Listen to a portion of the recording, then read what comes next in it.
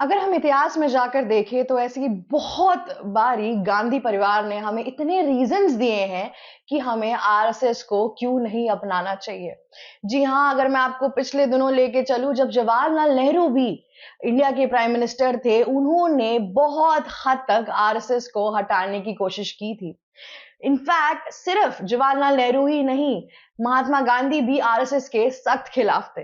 उन दोनों को ये लगता था कि आरएसएस देश के अंदर एक डिवाइड एंड रूल की पॉलिसी लेकर आ रहा है, कि दो रिलीजन के बीच में आरएसएस एक ऐसा घुसपैठिया जैसा काम कर रहा है कि दोनों रिलीजन आपस में ही अनजान होके रह जाएंगे। इंडिया के सेक्युलरिज्म पर आरएसएस एक प्रकार का ठप्पा लगा के जा रहा था। जी हाँ, ये सारे चीजों के चक्कर में आरएसएस को स्टार्टिंग से ही काफी मुश्किलों का सामना करना पड़ा था। जी हाँ, सबसे पहले मैं आपको बता दूं कि जवाहरलाल नेहरू के टाइम पे आरएसएस बैन कर दिया गया था इंडिपेंडेंस के बाद से।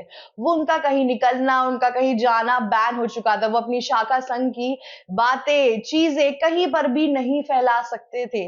इतना ही नहीं, काफी आरएसएस के मेंबर्स जेल भी गए, फिर भी वे वापस आए और उन्होंने अपनी नींव को पक्की रखी। तब का समय था और आज का समय है। अब आरएसएस वर्चस्व में है। आरएसएस सिर्फ एक ऑर्गेनाइजेशन नहीं है। आरएसएस ने हिंदुत्व के लिए एक स्टैंड लिया है। आरएसएस एक वो ऑर्गेनाइजेशन है जिसके वजह से इंडिया के मैक्सिमम हिंदूज आराम से सो पाते हैं। देखिए, मैं किसी एक पर्टिकुलर वर्ग को इतना सपोर्ट करने के लिए नहीं बोलती हूँ या फिर आंख बंद करके सपोर्ट करने के लिए नहीं कहती हूँ, पर इस टाइम पे जो एरा है, सब कोई अपनी कम्युनिटी और चीजों को सपोर्ट करने के लिए काफी हद तक संघ बना रहा है। तो अगर हिंदुओं का एक संघ है तो उसमें क्या इशू है, उसमें क्या प्रॉब्लम है कि अगर आपकी चीजों पर कोई अच्छे से वहां पे क्या कहते हैं चीजों को देख रहा है, आपको प्रोटेक्शन दे रहा है, तो इसमें प्रॉब्लम क्या है। हमें ऐसे प्रोटेक्शन पावर की बहुत जरूरत भी है। आगे जाके कब पासा पलट जाए कुछ पता नहीं होता है। इस चक्कर में ये सब चीजें बहुत इंपॉर्टेंट है। पर गांधी परिवार की ये जो पूरी रीतियां हैं आरएसएस को हटा देने की, आरएसएस की चीजों पर या आरएसएस की शाखाओं पर बंदी लगाने की, वो आज तक खत्म नहीं हुई। चाहे समय था जवाहरलाल नेहरू का या फिर इंदिरा गांधी का या फिर राहुल गांधी का, इन सब लोगों ने अपने अपने टाइम पर बखूबी कोशिश की कि कैसे आरएसएस को हटा लिया जाए। इनफैक्ट आपको अगर याद हो कि कैसे इंदिरा गांधी ने अपनी इमरजेंसी के बाद से आरएसएस को सबसे पहले हटाने की कोशिश की थी। आरएसएस की रैलीज और इन सब पे रेड पड़वा दी, काफी चीजें हुई, फिर भी आरएसएस रुका नहीं। ये तो कुछ नहीं, जब मनमोहन सिंह क्या कहते हैं आपके प्राइम मिनिस्टर थे, तो उन्होंने बहुत टाइम तक कोशिश की कि आरएसएस की शाखाएं बढ़ ना पाए, आगे चल ना पाए, और बहुत सी चीजें हुई। इनफैक्ट 2024 तक तो आरएसएस पे ये बैन भी था कि वो कॉलेज, ऑफिस या फिर स्कूल जैसे इंस्टीट्यूशन के अंदर जा नहीं सकते, अपनी बातें नहीं बता सकते, अपनी रैली नहीं चला सकते, अपनी शाखाओं का काम को आगे नहीं बढ़ा सकते। लेकिन 2024 में पीएम नरेंद्र मोदी ने ये सब कुछ हटाया और इसके बाद से अब आरएसएस की शाखाएं बहुत देर तक और दूर तक फैलती जा रही हैं, जिससे होने लगी राहुल गांधी को प्रॉब्लम। जी हाँ, कांग्रेस की जो सरकार है वो देश के अंदर बहुत से स्टेट्स में तो अब बची नहीं है। 3 स्टेट में बची है, जिसमें से एक आता है आपका कर्नाटका। अब कर्नाटका में इशू ये है कि वहां पे जो सीएम है सिद्धरामैया, सीएम के कैबिनेट के अंदर मंत्री हैं खारगे साहब। जी हाँ, खारगे जी भी मल्लिकार्जुन खारगे के बेटे हैं। मल्लिकार्जुन कांग्रेस के प्रेसिडेंट हैं और उनके जो बेटे हैं उनकी भी कोई स्पेसिफिक प्रॉब्लम दिखती है आरएसएस के साथ। अभी रिसेंटली कुछ 12 अक्टूबर के आसपास की कहानी है ये, उन्होंने एक लेटर लिख के दिया सीएम सिद्धरामैयम को। उनको बोला कि आरएसएस की जितनी भी ये जो शाखाएं हैं, ये सब रैलियां चल रही हैं पूरे इंडिया के अंदर, वो कर्नाटका में बंद कर देना चाहिए। कर्नाटका के अंदर school, colleges, offices, government institution, इन सब जगहों पर आरएसएस का आना बंद कर दिया जाए। इससे ज्यादा वो बढ़ ना पाए। अगर उनको रोड शो करना है वो रोड शो करे, पर वो किसी भी स्पेसिफिक ऑर्गेनाइजेशन के अंदर जाके या इंस्टीट्यूशन के अंदर जाके ये सब ना करे। ये एक सीधा वार था आरएसएस के ऊपर। इन लोगों की दुश्मनी आरएसएस से बहुत टाइम से है, पर ऐसा लगता है कभी कभार क्या इनकी दुश्मनी हिंदुत्व से भी है बहुत टाइम पर। क्योंकि आरएसएस की जो पूरी आइडियोलॉजी है वो हिंदुइज्म को फैलाना है, या फिर मैं बोलूं कि हिंदुइज्म के हित के हक की बात करना है। तो अगर ये सब चीजें जिस भी स्कूल्स में अगर चली जाएं, चलिए स्कूल के अंदर मैं समझ सकती हूँ कि हाँ, बच्चों का दिमाग इतना विकसित नहीं होता है। बहुत बारी ऐसा हो सकता है कि स्कूल्स के अंदर दिक्कत हो सकती है, लोग भ्रमित हो सकते हैं, बट कॉलेजेस, गवर्नमेंट ऑफिसेज, इन सब जगहों पे दिक्कत क्या है? इन सब जगहों पे दिमाग एक विकसित रूप में आ चुका होता है। आदमी अपने हिसाब से डिसीजन ले सकता है कि कौन क्या कह रहा है, सही है या गलत है। लेकिन ये सब कुछ सीएम सिद्धरामैया और खारगे को खराब लगने लगा। जी हाँ, राहुल गांधी की ये जो पुरानी बैर है आरएसएस के साथ, ये सामने आते हुए दिखने लगी। वैसे भी आरएसएस को ये लोग सिर्फ और सिर्फ हिंदुत्व का एक फ्लैग बेरर समझते हैं, उससे आगे ये कुछ नहीं समझते उन्हें। लेकिन क्या आरएसएस से इतना दूरी है? क्या इसीलिए पीएम नरेंद्र मोदी भी एक संघी होकर पीएम बन पाए?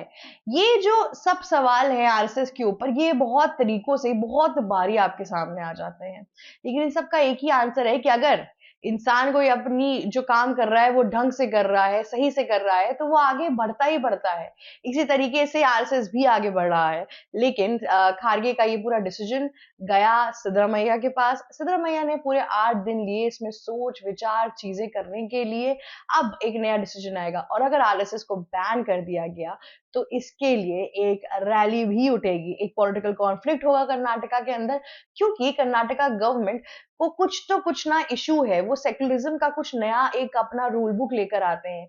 अभी हाल फिलहाल में जब नवरात्रि के टाइम था, तो दशहरा वाले दिन जब रावण दहन करना था, तब उनको हिंदुओं में कोई वरिष्ठ नहीं मिला, ना कोई पुजारी, ना कोई डॉक्टर, ना कोई सोशल वर्कर, कुछ भी नहीं, ना कोई पॉलिटिशियन। पर वे उल्टा एक मुस्लिम औरत को लेकर आए और उनसे रावण का दहन करवाया। जी हाँ, ये सेक्युलरिज्म की बात नहीं होती, पर क्या आपको इतनी इनविटेशन मिलती है वहां पे कि आप जाके उनकी किसी चीज में आप शामिल हो पाए या उसका आगे बढ़ के चीज कर पाए? ऐसा नहीं होता है ना, राइट? तो अब जो इंसान उस धर्म का ही नहीं है, जो उस धर्म की भावनाओं को और चीजों को समझता ही नहीं है, उससे आपने रावण का दहन करवाया सिर्फ अपने आप को सेक्युलर दिखाने के लिए, ये दिखाने के लिए कि कर्नाटका में सब भाई भाई है, सब चीजें, सब कुछ अच्छा है। पर ये सब एक तरीके का जो पूरा आपने एटमॉस्फेयर और मैसेज पहुंचाने की कोशिश की, इसका रिवर्स ही हो गया। लोग ऑफेंड हो गए।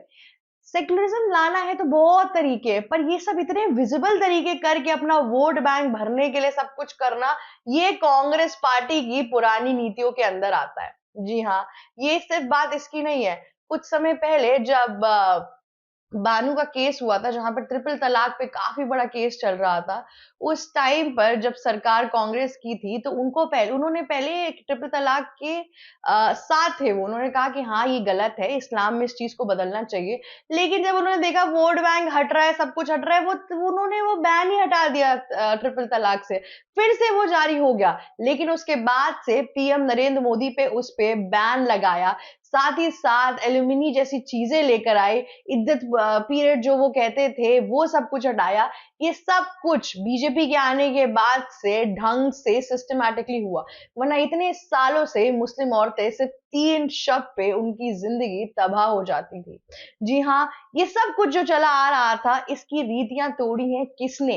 पीएम नरेंद्र मोदी ने। जो किसके पार्ट थे? आरएसएस के पार्ट थे, एक संघी थे। तो आप एक संघी को इस देश का विरोधी कैसे समझ सकते हैं? ये एक बहुत बड़ा सवाल मैं राहुल गांधी से पूछना चाहूंगी कि हर चीज में आरएसएस को इतना बैन क्यों किया जा रहा है? ऐसे बहुत बारी मदरसाओं के अंदर अगर आप देखेंगे तो इस्लामिक शिक्षा दी जाती है ना, है ना?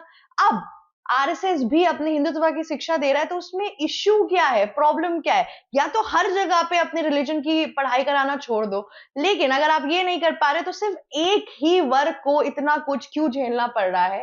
ये एक सवाल है मेरा कांग्रेस पार्टी के ऊपर। राहुल गांधी ने सिद्धरामैया के साथ मिलकर जो ये खेल रचा है, इसमें देखना होगा कि आगे जाके क्या टर्न्स आते हैं। और अगर आरएसएस को बैन कर दिया गया इंस्टीट्यूशनल जगहों से कर्नाटका में, तो एक नया भूचाल आने वाला है।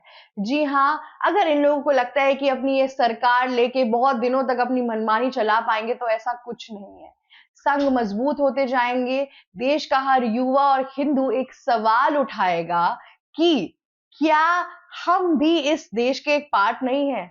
क्या हमारी चीजें या हमारी शिक्षा या हमारा कल्चर भी आगे नहीं बढ़ना चाहिए? क्या साउथ के स्टेट्स के अंदर चीजें ऐसी ही होंगी? अभी फिलहाल आपने देखा होगा कि कैसे एम के स्टालिन का नया रूल आ गया, उन्होंने तमिलनाडु के अंदर से हिंदी फिल्म्स, हिंदी सॉन्ग्स और हिंदी होर्डिंग्स को हटाने की बात कर दी। क्या ये सब कुछ हिंदुत्व पे एक सवाल नहीं खड़ा करता है? इन सब चीजों का जवाब जानने के लिए आप हमें फॉलो करिए। अगर आपको ये वीडियो अच्छी लगी तो प्लीज लाइक, शेयर, सब्सक्राइब करते रहिए एबीसी हिंदी पर। और तो और अगर आपको बिहार इलेक्शन या जियो पॉलिटिक रिलेटेड और न्यूज चाहिए तो प्लीज हमारे चैनल पर विजिट करिए। आपको सारी अपडेट्स टाइम टू टाइम मिलती रहेगी। Thank you so much for watching us. जाते जाते आप बेल आइकन हिट करना मत भूलिएगा ताकि आपको हर माइन्यूट सेकंड की अपडेट्स मिलते रहिए, क्योंकि इलेक्शन का टाइम है। कोई भी अपडेट अगर मिस करेंगे तो एक वोट की चूक कर देंगे और आपकी सरकार नहीं बन पाएगी। तो जी हाँ, सोच समझ के हर चीज करिए। Thank you so much. ABC Hindi news, आज ही जुड़िए हर खबर के साथ।